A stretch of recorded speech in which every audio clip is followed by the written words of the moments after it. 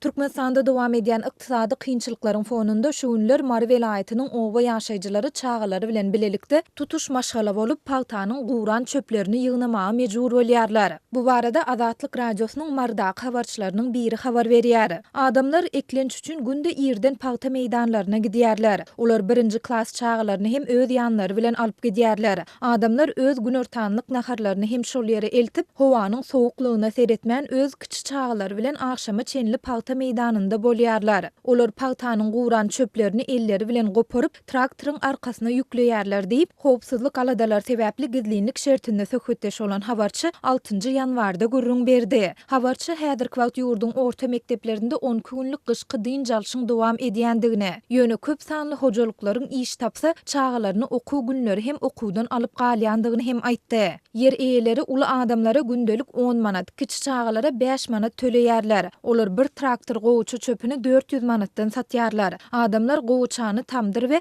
daşarda gazanda nahar bişirmek üçin odun hökmünde ulanýarlar. Şeýle-de gyş günlerinde gaz ýok ýerlerinde peç odunluk üçin hem ulanylýar diýip habarçy bellidi. Aýdylmagyna görä, owa ýaşaýjylarynyň paltanyň guwran çöplerini ýygnamaga gitmek bilen bagly ýagdaýy Marynyň ähli owalarynda şol sanda Garagum we Owsan etraplaryndaky daýhan birleşiklerinde synlasa bolýar. Adatlygyň habarçysy howanyň temperaturasy 5-6 gradusa çenli ýetýän şu günlerde owa ýaşaýjylarynyň gowuçy çöplemäge gitmegini işsizlik we adamlaryň güzeran eklenjiniň kyndygy bilen düşündirýär. 8-nji noýabrda türkmen häkimetleri ýurduň ähli owa hojalyk işärleriniň palta taýýarlamak baradaky şertnamalaryň borçnamany ýerine ýetirendigini aýdyp, döwlet harmanyna 1 milyon 50 000 tonnadan gowrak hasylyň tawşyrylandygyny elan etdiler. Muňa garamazdan Azatlyk radiosynyň yerli habarçylary büdjet işärleriniň eserleriň mejburi palta ýygymyna çekilmeginiň we ýygym üçin pul toplamak işleriniň noýabr we dekabr aýlarynda hem dowam edendigini habar berdiler. Bu maglumatlary Prezident Gurbanuly Berdimuhammedowyň gowuçy meýdanlarynda galan palta hasylynyň 25-nji dekabra çenli doly ýetkisi ýygnalyp alynmalydygy barada 16-njy dekabrda eden çykyşy hem gytaklaryny tasdiklady.